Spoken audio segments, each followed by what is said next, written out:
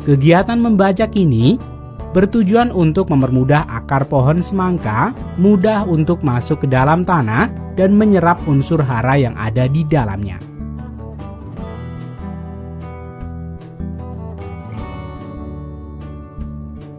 Sementara itu, pada akhir bulan April, para pekerja yang bertugas di bagian pembibitan menyebar biji semangka dan menutupnya dengan plastik untuk melindungi bibit yang berkecambah hingga berumur 23 hari.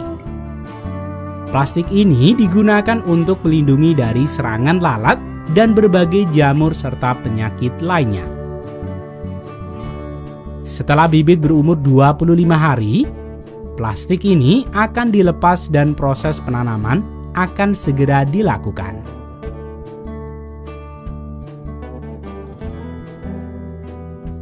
Setelah proses membajak lahan selesai, proses selanjutnya yang dikerjakan oleh para operator traktor ini adalah memasang plastik mulsa. Pemasangan plastik ini bertujuan untuk melindungi permukaan tanah dari erosi, menjaga kelembaban dan struktur tanah, serta menghambat pertumbuhan dari gulma.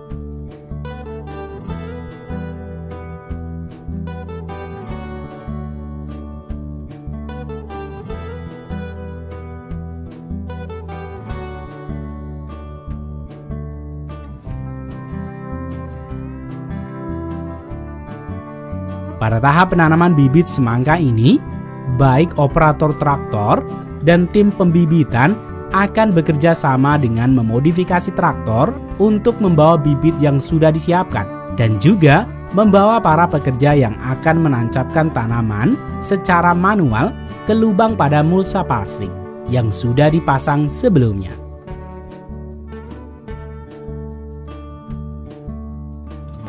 Dalam proses ini, traktor akan bergerak sangat pelan yang akan dibantu oleh 5 hingga 8 orang yang bertugas menanam pohon semangka. Setelah proses penanaman, beberapa petani dengan lahan sedang akan memanfaatkan pengendalian suplai air dan juga pupuk melalui jalur irigasi di antara area tanam yang ditutupi plastik mulsa.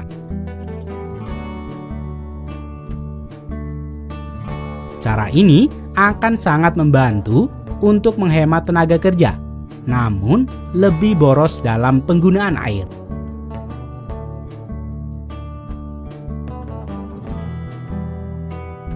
Sebaliknya, untuk lahan yang lebih luas, biasanya akan menggunakan irigasi sistem yang lebih modern, di mana pipa-pipa panjang yang ditopang oleh struktur beroda yang dapat digerakkan secara otomatis menyesuaikan kondisi tanaman.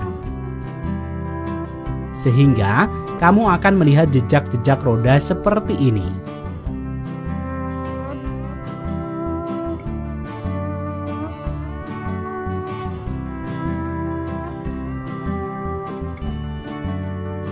Setelah pohon semangka berumur 35 hingga 40 hari setelah musim tanam, bunga-bunga mulai bermekaran. Kemudian, petani akan mengundang peternak lebah untuk membawa lebah-lebah mereka untuk ditempatkan di sekitar lahan mereka, sehingga dapat membantu penyerbukan dan lebih banyak semangka yang akan dihasilkan dari setiap bunga yang mekar.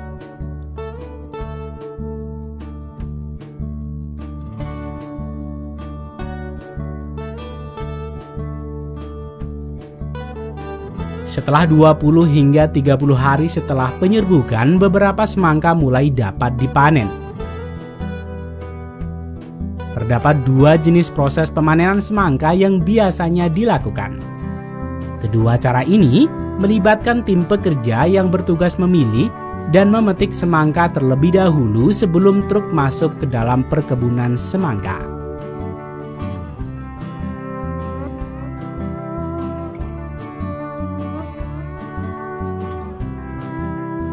Cara pertama adalah di mana pada proses pemanenan semangka ini, truk akan membawa lengkap beserta tim yang akan mengemas langsung di dalam truk. Sehingga truk pemanen ini akan didampingi oleh truk distributor. Proses pengemasan di dalam truk meliputi penyortiran, pelabelan, dan pengepakan.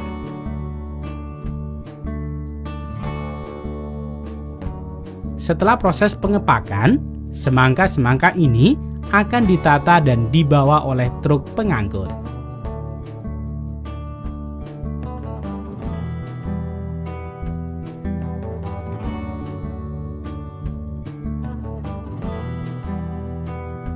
Selanjutnya, cara kedua adalah proses pemanenan yang hanya meliputi kegiatan memetik dan juga mengangkut hasil panen ke pabrik pengemasan.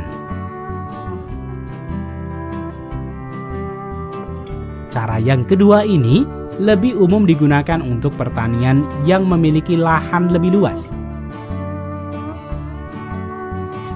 Sehingga semangka yang dipanen setiap hari terlalu banyak untuk dikerjakan langsung di lapangan. Karena produksi yang besar ini, perusahaan terkadang menggunakan dump truck, bahkan memodifikasi bis sekolah sebagai kendaraan pengangkut hasil panen.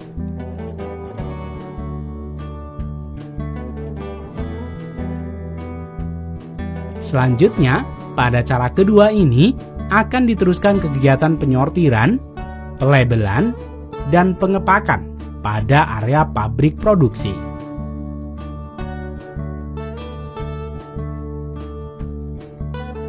Setelah kendaraan pengangkut hasil panen ini sampai ke pabrik, para pekerja akan menurunkan muatan semangka mereka ke dalam sabuk conveyor, di mana sabuk conveyor ini akan membawa ke area pembersihan.